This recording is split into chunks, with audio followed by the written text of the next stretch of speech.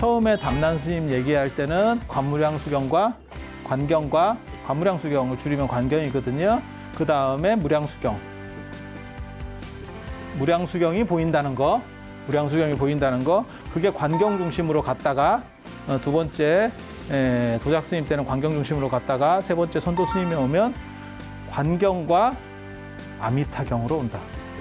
이 나무 아미타불을 10번만 하면 부처님의 아미타 부처님의 48원회에서 극락에 간다 라고 하는 게 있어요. 앵무새가 사람이 지나다닐 때마다 나무 아미타불 했을 때 10번 이상 하면 극락에 가냐? 그거는 내용을 이해하지 못한 상황에서 부르는 것이 의미가 있냐?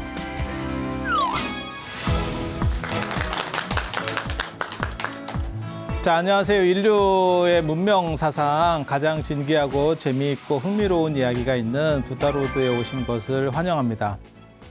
오늘 해드릴 이야기는 중국 불교에 있어서 어떻게 보면 가장 비극적 천재라고 생각이 되는 진제 스님에 대한 이야기를 해볼까 합니다. 사실 개인적으로 여러 가지 이 불교에 대한 그다음에 깨달음에 대한 깨달음이 도대체 뭐냐에 대해서 궁금증들이 많은데요.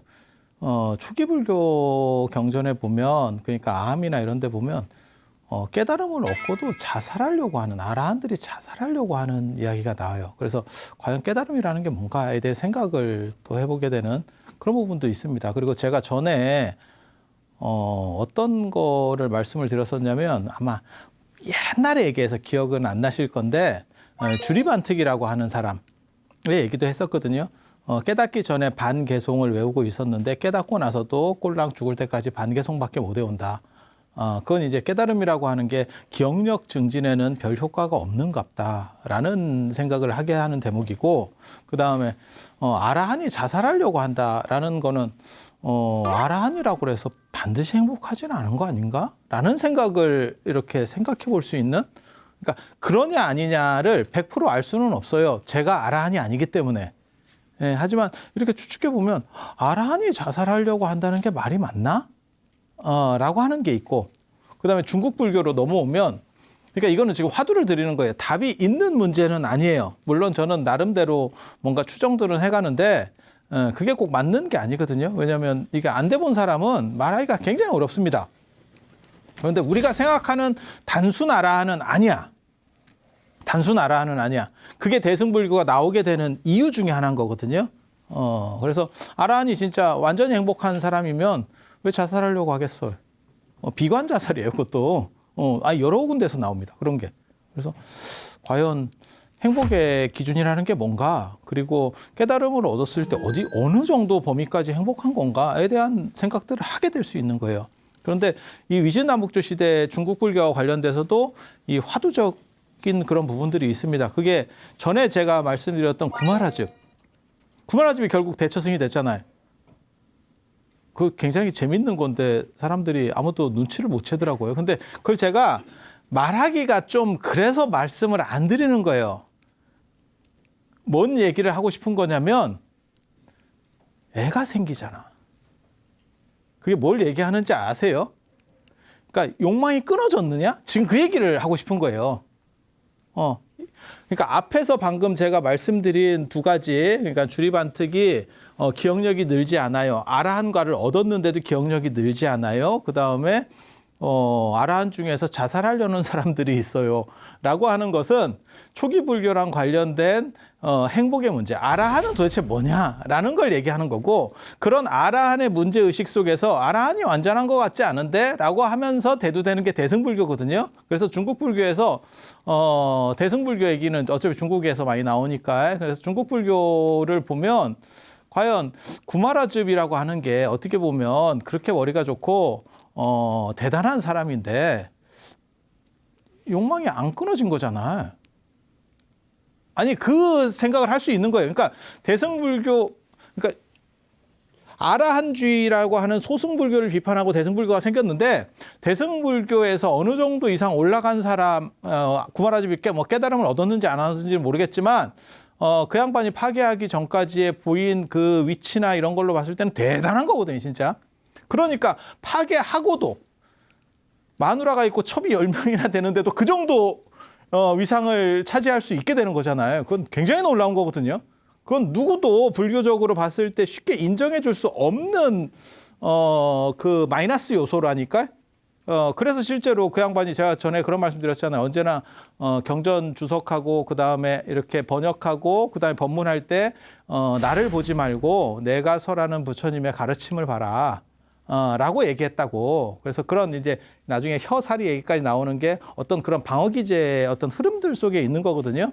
그런데 그건 차치하고 그 사람의 보인 위상이 대단한데 그런데도 불구하고 그게 안 끊어졌다라고 하는 거는 과연 이게 어떻게 봐야 될 건가? 라고 하는 생각들을 해볼 수 있어요. 그게 나중에 이제 원효까지 연결돼서 생각을 해볼 수 있는 문제들이에요. 그래서 깨달음의 정의를 어디로 할 거냐? 그러니까는 욕망이라고 하는 것이 끊어지는 것이 깨달음이냐 아니냐? 그 다음에 경전 공부에서 과연 어디까지 올라갈 수 있느냐? 이런 생각들을 계속 화두를 던지는 거예요. 그래서 경전 가지고는 안 돼라고 해서 수행을 해야 돼라고 하면 나중에 선종이 돼도 하는 거고. 근데 선종에서는 과연 이 문제를 다 해결했느냐? 그다음에 범주를 어디까지 놓을 거냐? 본 얘기 들어가기 전에 벌써 눈빛이 쎄한데 이게 그렇게 어려운 내용 아닙니다. 그렇게 어려운 내용 아닙니다. 이게 생각해보면 재밌습니다. 이게 생각해보면 굉장히 재밌는 거예요. 그러니까 이상인격을 목표를 어떻게 설정했느냐 에 대한 문제예요. 그리고 이거 굉장히 중요한 문제인데 실제로 사람들이 아무 생각이 별로 없어요. 그냥 수행만 하면 돼. 수행만 해서 네가 도달하려고 하는 목표가 뭔데? 라는 게 있어야 돼요. 그러니까는 일반인으로서 얘기하면 그거랑 똑같은 거예요. 돈 열심히 벌면 돼. 그래 벌어서 뭐 하려고 하는데 근데 그 뚜렷한 목적이 흔들리고 있는 거예요. 그래서 이거를 정하지 못하면 거기까지 도달이 될까? 라고 하는 생각도 있는 거거든요. 그래서 오늘 지금 그 얘기를 또 할 수밖에 없는 게 이 진제라고 하는 스님은 진짜 머리 좋은 천재고 대단한 분인데 자살을 하려고 합니다. 야, 이게 그러니까 아라한이 자살하려고 하는 거하고 이건 대승불교에서 거의 최고급에 올라간 사람의 자살 문제예요. 그러니까 또 자살 문제가 또 대두되고 있는 거야. 그리고 이 양반이 자살하려고 하는 나이도 이게 지정신인가 싶은 이런 그래서 저거 굉장히 사실 이 진제 스님에 대해서 관심이 있었어요. 답이 잘 안 나와서 그렇지 관심이 있었어요. 왜냐하면 이어른을 보면 연대를 보면 499에서 569 이렇게 하면 몇 살입니까? 71? 그치? 71 맞아요? 71. 그런데 이어른이 자살하려고 시도하는 나이가 5, 6, 8이에요. 5, 6, 8. 70이에요. 70. 그 당시 70을 살기도 굉장히 어려운 거예요. 지금으로 얘기하면 지금 저게 봐봐. 지금 500년대 얘기잖아. 1500년 전에 70을 살았다는 거는 지금으로 말하면 90 산 거예요. 90 아니면 그 이상 한 100 정도 산 거라고 계산을 하시면 되거든요. 그 정도 살았으면 그냥 죽는 게 맞는 거 아니에요? 이거 노인 자살이야? 이게 지금 우리 현대 사회에서 우리 사회에도 제일 많은 자살 비율이 지금 높아지는 게 세대가 고령화되고 그 다음에 이제 인간 수명이 길어지면서 노인 자살 문제가 나오는데 그게 굉장히 커집니다. 그러고 있는데 이거 뭐야? 라는 생각을 하게 되는 거죠. 공부를 해서 저렇게 위대한 천재 같은 사람, 진제는 중국 불교사 전체를 통틀어도 불과 뭐 한 20명 안에 들 정도의 서열을 가지는 굉장히 높은 분이에요. 그런데도 유명한 걸로만 따지면 10손가락 안에 듭니다. 그런데도 불구하고 왜 저런 행동을 하지? 그랬을 때 과연 이것이 타당한 방법이었나? 에 대해 생각을 해봐야죠. 그러니까 젊었을 때 저랬어요. 이러면 가능한 거야. 왜냐하면 젊었을 때는 판단을 잘못했을 수도 있어. 70이면 생각이 이미 다 끝난 거 아니에요? 다 고착화된 거잖아. 더 이상 나는 어디로 발전하거나 변화될 수 있는 폭이 없잖아. 그래서 진제를 저는 가장 비극적 천재라고 말하는 게 저런 거예요. 구마라집도 비극적이지만 구마라집은 이렇게 내려갔다 반등했어요. 주가로 얘기하면 폭락했다, 코로나장에서 폭락했다 이렇게 다시 올라왔다니까요. 그런데 진제는 이렇게 해서 평생이 이렇게 갔어. 야, 이걸 도대체 어떻게 생각을 해야 되지? 라는 이건 굉장히 재밌는 문제를 던져줍니다. 근데 여러분 얼굴 표정을 봐서는 별로 재밌는 문제는 아니고 나 혼자 재밌는 문제 같아. 저는 중국 물교사를 처음에 이 기록을 봤을 때 세상에 이걸 어떻게 받아들여야 되지? 도대체 이걸 어떻게 이해해야 되지? 라는 생각을 했었어요. 그래서 제가 비극적 천재라고 제목을 뽑은 거예요. 근데 여러분들 얼굴 표정은 그냥 그게 왜 비극이냐, 내가 더 비극이다, 이런 얼굴 표정이거든. 네가 몰라서 그렇지. 세상엔 비극이 많아. 이런 표정인데 일단 한번 보입시다. 이 양반이 섬론종의 개조예요. 섬론종의 개조. 그거는 이제 섭대승론이라고 하는 거를 이 양반이 번역해서 그래요. 중국에 13가지 종파가 있는데 그 중에 하나, 유력 아주 괜찮은 종파입니다. 그래서 저거를 만든, 그러니까 레벨이 굉장히 높다니까요. 레벨이 굉장히 높다니까. 이게 부남. 이거 원래 인도 사람이에요. 서인도 분인데 그 당시 이제 해상 실크로드를 타고 이렇게 동남아, 그 다음에 저쪽 수마트라 이런 쪽으로 왔다 갔다 할 때예요. 그래서 이제 바다로 해서 부남이라는 데가 어딘지 아세요? 캄보디아입니다. 캄보디아를 옛날에 부남국이라 그랬었거든요. 그래서 캄보디아 쪽에 있다가 저때 누가 있었냐면 중국 남조의 양무제예요. 좋지. 그래서 양무제가 이제 가르침을 널리 구한다. 이래서 큰 주변 국가들에게 이제 고승이 있으면 이제 초청을 하는 거예요. 야, 그 참 솔깃하지 않아? 그 엄청난 제국의 황제가 그것도 보살천자잖아. 양무제는 그냥 보살천자. 가기만 하면 야, 숟가락만 얹으면 뭐 경기 끝날 것 같은 막 이런 느낌이에요. 이거 뭐 진짜 대단하지. 거기서 나한테 초청장을 보낸 거야. 인생 풀린 줄 알았지. 거기까지가 진제가 이제 바라말타라고 하는데 진제 인생이 어떻게 보면 황금기입니다. 중국에 오면서부터 인생 슬퍼진 겁니다. 중국에 오기 전까지가 황금기야. 근데 왜 그러냐면 양무제가 재위 기간이 굉장히 길어요. 48년. 이거 엄청나게 긴 겁니다. 양무제가 나중에 몰락하는 가장 큰 이유가 재위 기간이 너무 길어서예요. 제가 전에도 말씀드렸지만 오나라 송건도 마찬가지거든요. 재위 기간이 너무 길어서예요. 길면 신하들이 왕을 견제할 수도 없고 왕보다 일을 더 잘할 만한 사람이 없어. 다 내가 너네 아버지 때부터야 그게 다 선임했었어.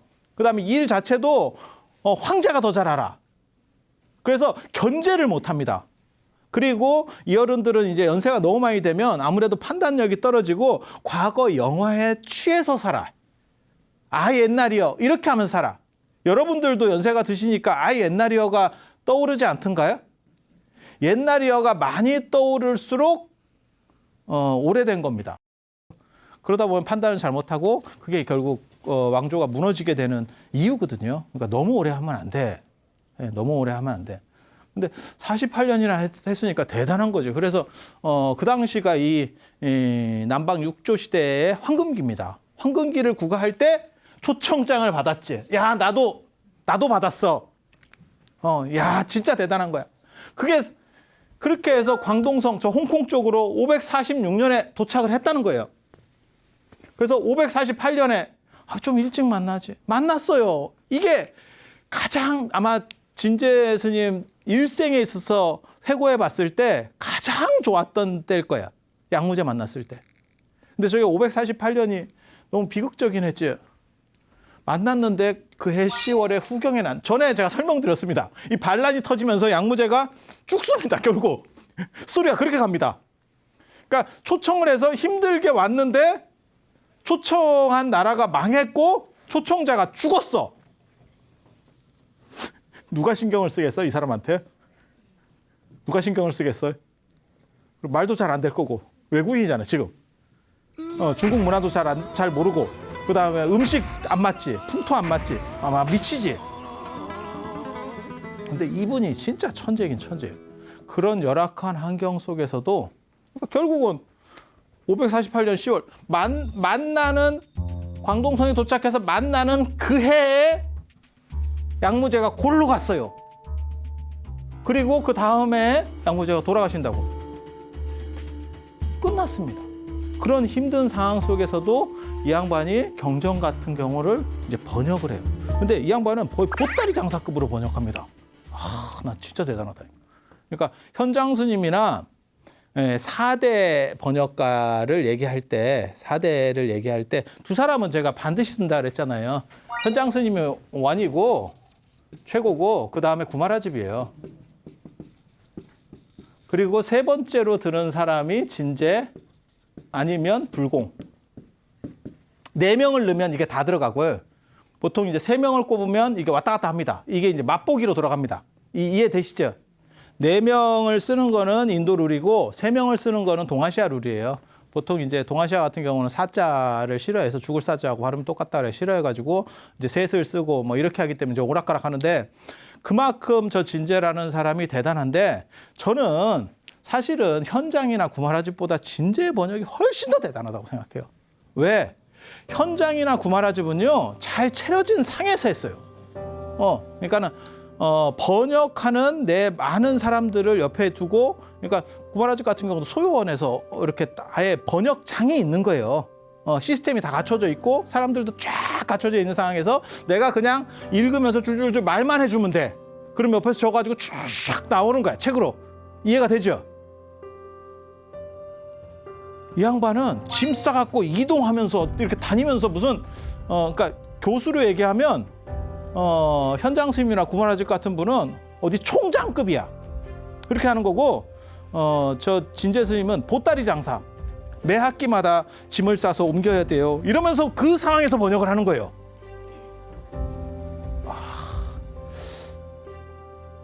굉장하지 않아요? 굉장하지 않아요? 근데 그렇게 해서 얼마를 번역했냐면 278권이에요. 이렇게 다니면서.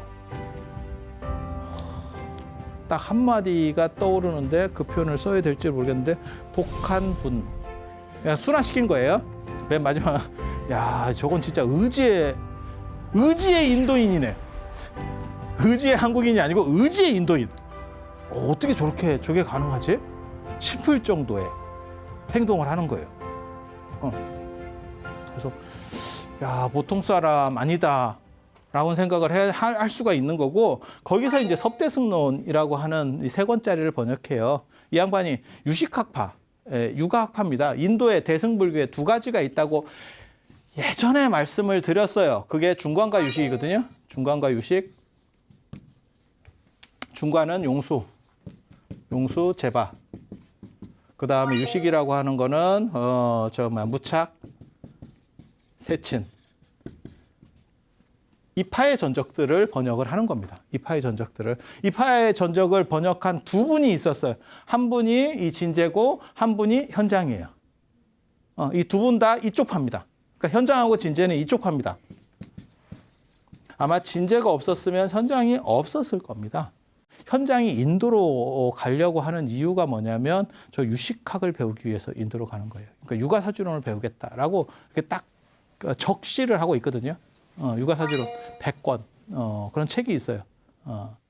진제가 현장에게도 엄청난 영향을 끼쳤어요.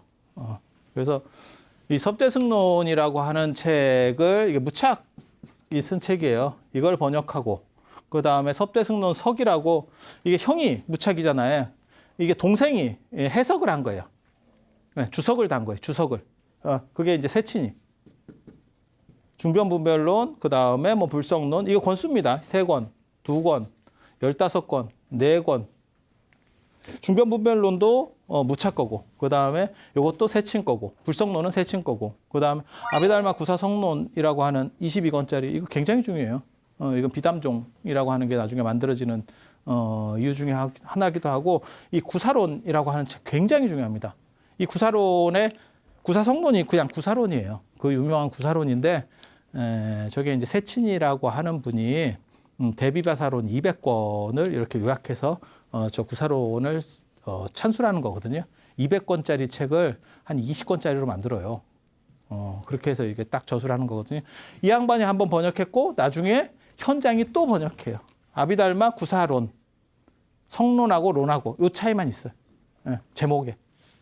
내용이 뭔가 현장 입장에서는 마음에 안 들었지. 진재 스님 같은 경우는 무착 계열이 조금 더 강하고 이쪽 계열이 강해요. 똑같은 유식이라도 이쪽 색깔이 더 짙고 현장 스님 같은 경우는 이쪽 색깔입니다. 그래서 또 그 안에서의 미묘한 갈등 관계가 있어요. 여러분들은 궁금하지 않겠지만 저게 집안 싸움이거든요. 형제간 싸움이라고 보시면 돼요. 그러니까 밖에 사람이 볼 때는 쟤네 왜 싸우노? 이렇게 하는데 그 안에 사람들 입장에서는 이게 난리 나는 싸움이 있어. 양보할 수 없는 싸움. 그런 싸움들이 나중에 벌어져요. 물론 이제 현장 스님이 당연히 이기죠. 현장 스님은 뭐 엄청난 나중에 중국 불교 1인자까지 올라가니까. 현장 스님은 중국 불교 역사상 살았을 때 신격화된 유일한 사람. 현장 스님입니다. 현장 스님입니다. 그래서 이런 책들을 번역을 해요. 그리고 이제 제일 유명한 게 전에 말씀드렸어요. 이 양반이 한 책 중에 제일 유명한 거는 뭐냐면 대승기신론. 그래서 제가 뭐라고 얘기했냐면 저 기신론을 아마 진재 스님이 지은 것 같다. 저걸 번역한 게 아니고 당신은 번역이라고 말했지만 지은 것 같다. 저 대승기신론은 인도에 있을 수 없는 책입니다.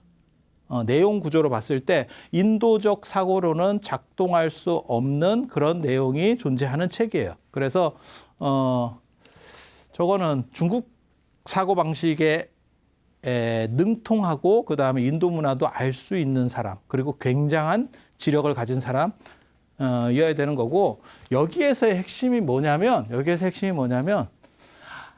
오염되지 않는 어떠한 것이 존재해 내면에는 완전한 것이 존재하고 있어 라고 하는 부분이 있는 거고 실제로 이 불성론도 내가 그 얘기를 하는 거예요. 인간에게는 무언가가 있어. 그 완전성이라는 게 있어.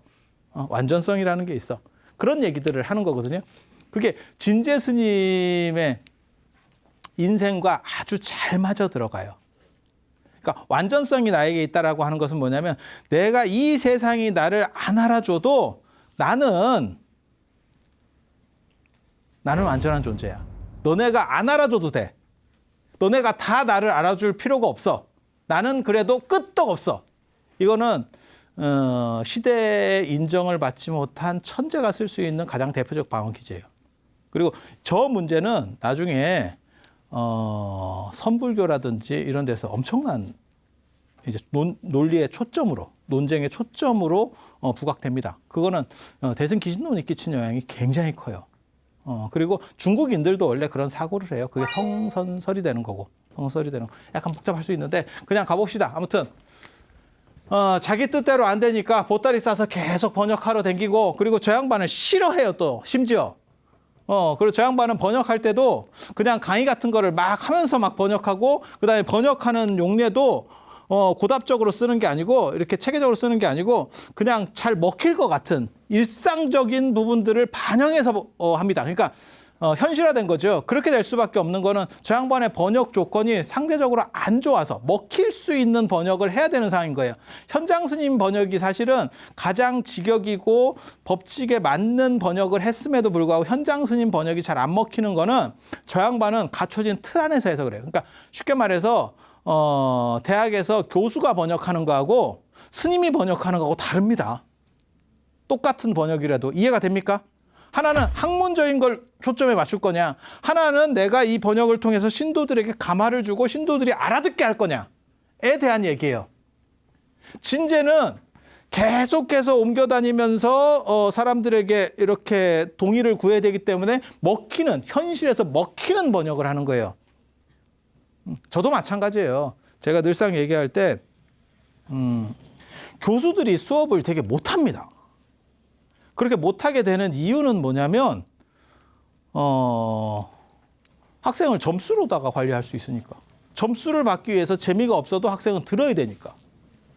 근데 우리 같은 사람들은 특별히 뭐 없는 상황에서 신도들이 안 들을 수 없도록 만들어야 되는 거예요. 이게 이제 진화되는 방식이 다른 거거든요. 그러면 뭔가 액센트를 넣든 뭐 말을 뭘 약을 풀든 뭘 해서든지 상대가 빠져나갈 수 없게 만들지 않으면 안 들어요. 여러분도 마찬가지잖아요. 안 오면 끝이지 뭐 어쩔 거야. 그렇잖아. 안 오면 끝이지 뭐. 학교는 점수라도 주지. 이거 뭐 어쩔 거예요. 그래서 진제가 훨씬 실전적입니다. 그러니까 실전적인 걸로 얘기하면 진제가 1등이고 구마라집이 2등이고 현장이 3등이에요. 현장이 가장 유리돼 있어요. 근데 원칙에 뭐가 제일 맞느냐? 거꾸로입니다.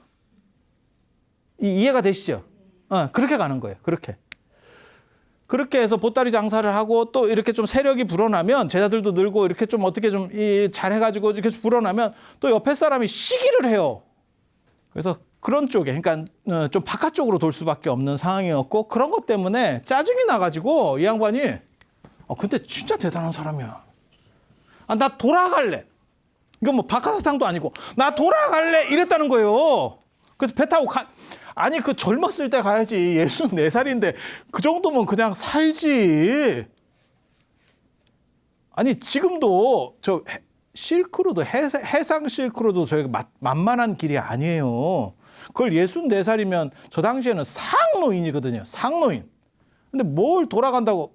근데 그런 집념이 있어서 오래 살고 저런 번역들도 하는가 봐. 진짜 의지의 인도인이야. 돌아가려고 했는데 또 막상 태풍이 불어요. 그래서 배가 안 뜨네. 그래서 이제 못하고 그 다음에 그 뒤로 68년에 자살 시도예요. 69년에 사망인데. 야, 이거 참 진짜 진귀하죠. 70세의 자살. 저 자살 시도했다가 제자들한테 걸려가지고 못한 거예요. 스토리를 보면 제자들이 말렸대. 선생님 이러시는 거 아닙니다. 이렇게. 근데 저게 태풍으로 귀국 시도가 막혔을 때도 지금 심리적으로 굉장히 안 좋은 거예요. 저 사람이. 그러니까 내가 돌아가야겠다라고 지금 생각을 하는 거고 그다음에 자살 시도까지. 그러니까 말년에 극심한 스트레스를 받았는가 봐. 근데 과연 스트레스를 받는다고 자살을 하려고 하는 것이 어느 정도 이상 수행, 그다음에 정신적으로 이렇게 완성된 사람에게 있어서 가능한가에 대한 생각을 계속 해보게 되는 거예요. 그래서 이런 식으로 해서 이 양반의 인생은 끝이 나는데 이제 비극적으로 끝나는 거고 이 양반이 계속해서 그 스트레스를 받는 그 기간 동안에 얘기하려고 했었던 게 뭐냐면 내면에 인간의 가장 핵심에는 깨끗한 게 있어. 더럽혀질 수 없는 어떤 청정한 게 있어. 라고 계속 얘기를 하는 거예요. 그 부분을 도대체 어떻게 볼 것이냐, 라는 얘기를 지금 할 거거든요. 당시 상황을 보면 강남에는 열반종과 성실종이 유행을 하고 있었고 열반경 아세요? 열반경 40권짜리 있고 37권짜리 있고 뭐 이러는데 저거는 대승의 열반경이에요. 소승에는 8종의 열반경이라고 하는 게 있고 그거는 부처님 돌아가시기 3개월 전부터 해가지고 이렇게 짤막한 경전들이고 그건 8종류가 있어요. 근데 8종류가 다 완비되어 있는 건 아니고 8종류가 있고 그다음에 대승 열반경은 그걸 스토리로 해가지고 어떤 깨달음의 문제를 다뤄요. 근데 이 열반경에서의 가장 핵심이 불성사상입니다. 본질은 깨끗한 붓다가 될 어떠한 것이 있어 라고 얘기하는 거예요. 그래서 보통 이제 열반사덕 이래서 상락아정 뭐 이렇게 잠깐 어려워도 곧 지나갈 거예요. 잠깐만 참아봐. 이 문제를 안 하면 나중에 선까지 갈 방법이 없어.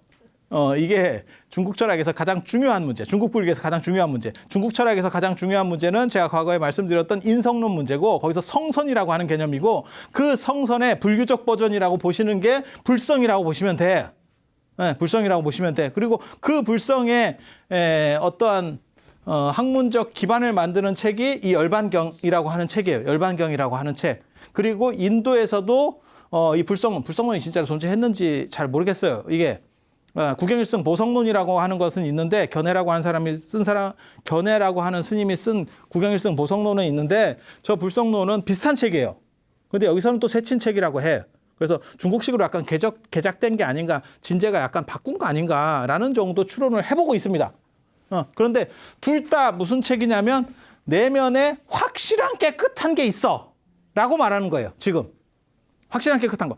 그 깨끗한 게 있으면 대승기신론도 그렇고 깨끗한 게 있으면 그것을 밝히기만 하면 되잖아.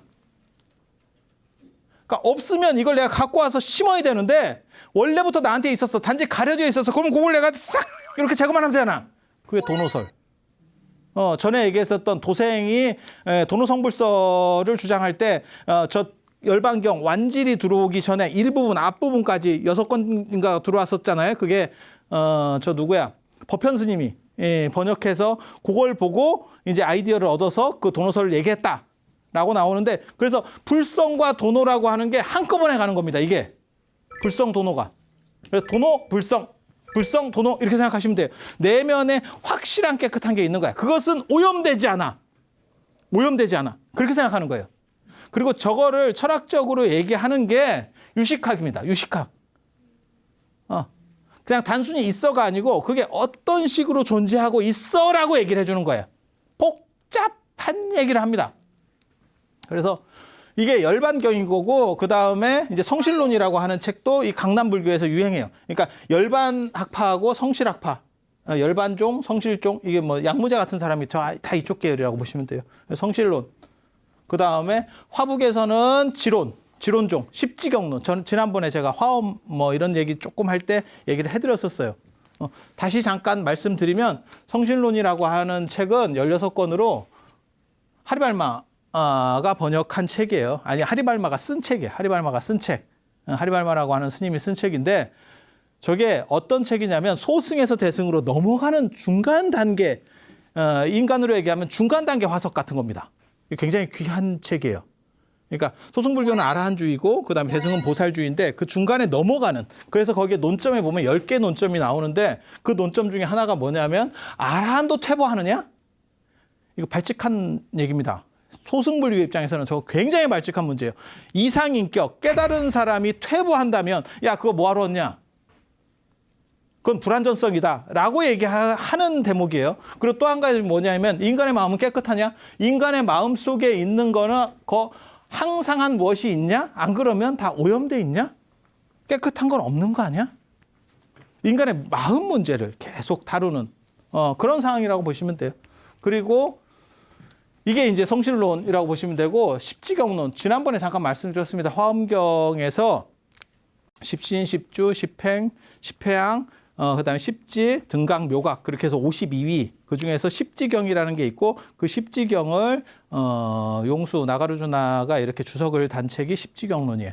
그 십지경론을 중심으로 해서 그걸 누가 번역했냐면 보리유지하고 능남아제가 번역했는데 이 보리유지하고 능남아제가 또 공동 번역을 하면서도 약간 달라요, 생각이. 그래서 이 보리유지 계통이 북도파가 되고 이게 이제 세력이 큰 거예요. 그리고 이 광통률사 해광, 전에 이 광통률사 저게 중국 율종의 시조다, 사분율종의 시조다라는 얘기를 거의 전생급으로 들으셨을 거예요. 안 들었다 하면 안 돼. 들었을 거예요. 이게 이제 나중에 도선까지 이어지는 거거든요. 전 남산종의 도선.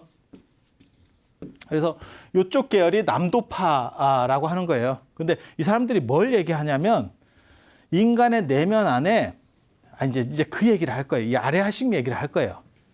이게 이제 복잡하다고. 까면 양파같이 쓴 게 뭐가 하나 나오는데 그게 인간의 본질이래. 그것은 허망한 거냐? 허망한 거냐? 아니면 그것은 불성처럼 항상하고 깨끗한 거냐? 이게 이제 논점으로 대두가 돼요. 대두가 되는데 이 파에서는 십지경을 중심으로 하는 지론종에서는 이렇게 해서 지론이에요. 지론종에서는 결국 답을 못 내게 되고 얘네들은 화엄경 안에 이 십지경이 들어가니까 화엄경에 흡수가 되고 화엄종이 되죠. 화엄종이 흡수가 되고 일부는 누구한테 흡수가 되냐면 이 섬론종에 흡수가 돼요. 이 섬론종도 그런 얘기를 하는 거예요. 섬론종도 내나 그런 복잡한 얘기를 하는 거예요.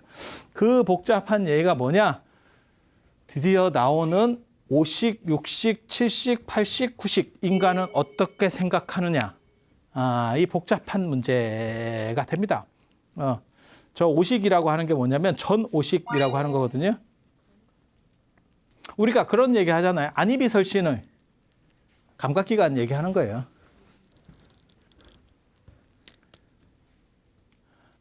안이비설신의 그 다음에 이것과 대응하는 외부가 뭐냐면 색성향 미촉법이거든요.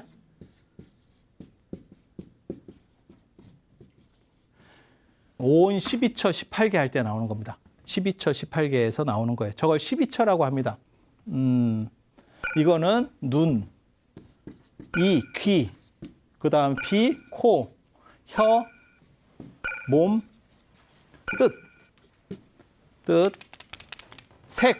색은 물질, 성은 소리, 향은 냄새, 미는 맛, 이거는 감촉,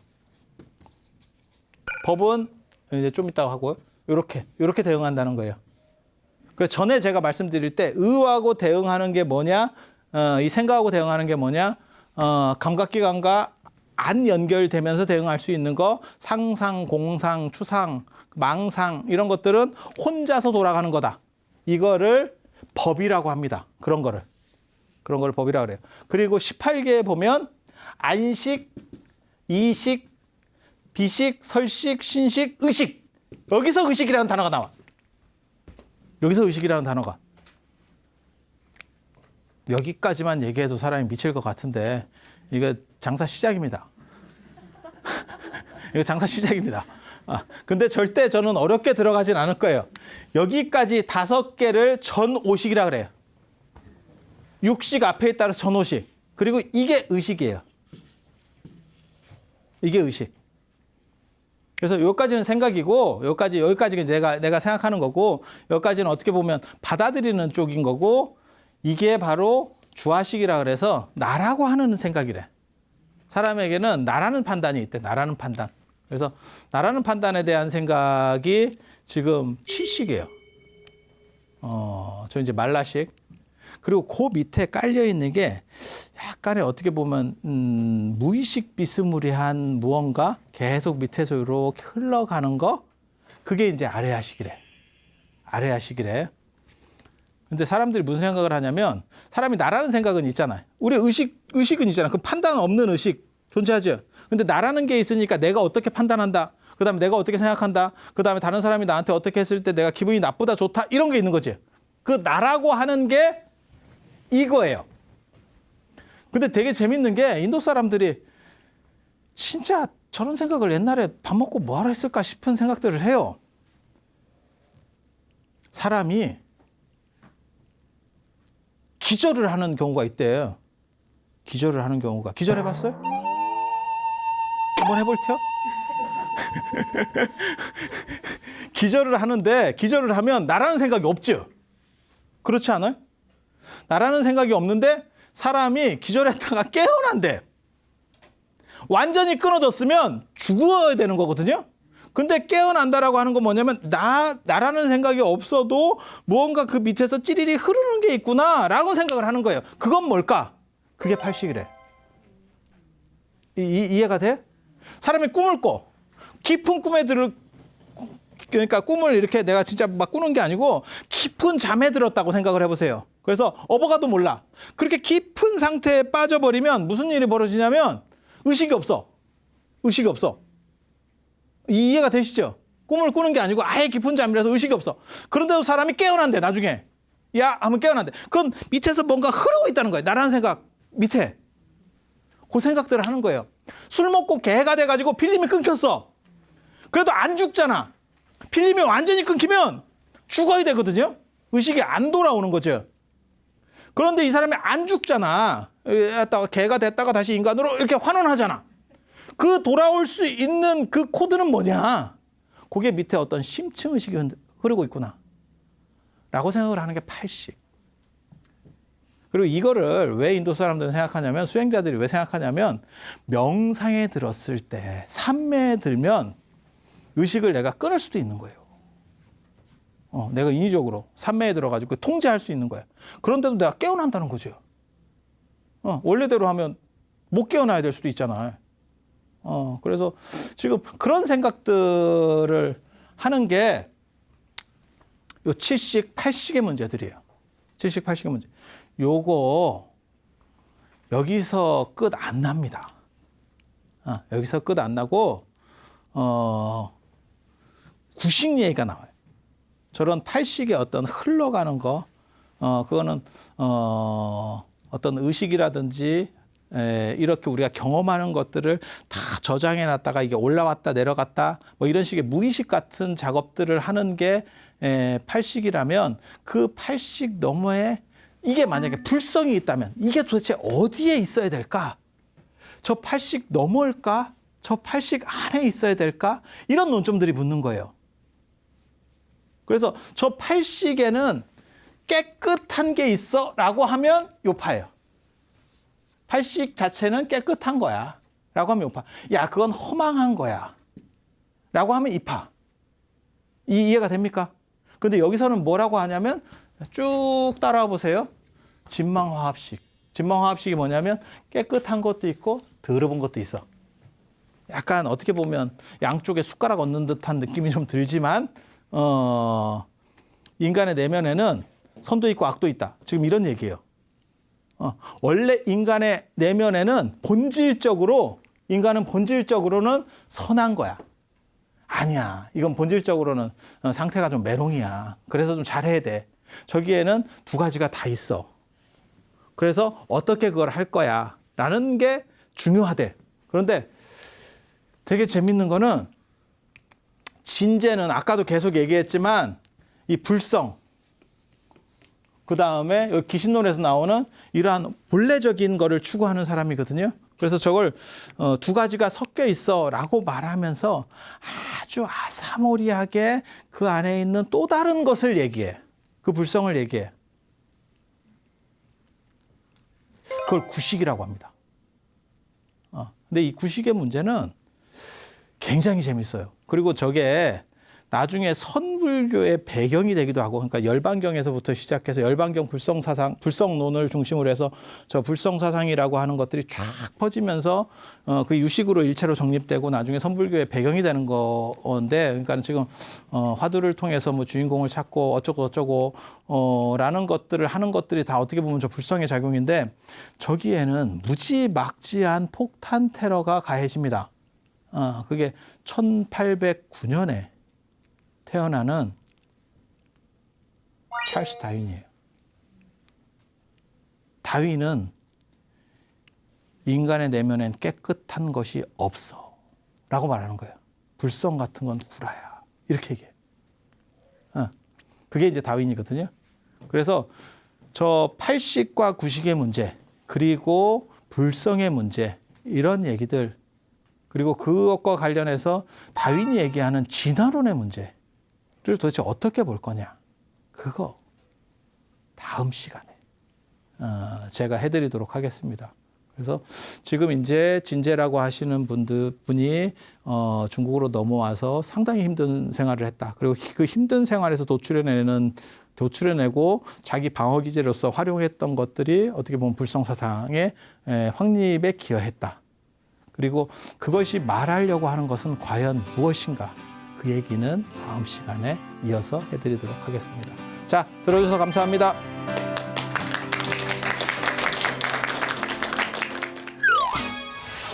저기 남미 쪽에 있는 그런 조만한 교류가 없는 섬인데, 거기서 지그들끼리 새들이 다르게 진화했다더라. 뭐 이걸 가지고 이 진화론을 발표한 거예요. 종의 기원이라는 책을 냈잖아요. 종의 기원의 핵심은 뭐냐면 상태가 메롱이야. 이 얘기야. 메롱에서 시작돼서 이렇게 좋아지고 있는 거야. 이게 종의 기원이야. 그리고 저것은 좋아지는 것은 아니에요. 진화라고 하는 거는 적합성을 얘기하는 거지 발전성을 얘기하는 건 아니에요. 진화론이 나오면서 세상이 뒤집어진 거죠. 모든 종교를 한꺼번에 날릴 수 있는 핵폭탄이 터진 겁니다. ARS에 동참하신 분들 중 추첨을 통해 황제바이오 꽃송이버섯 엑기스를 선물로 드립니다.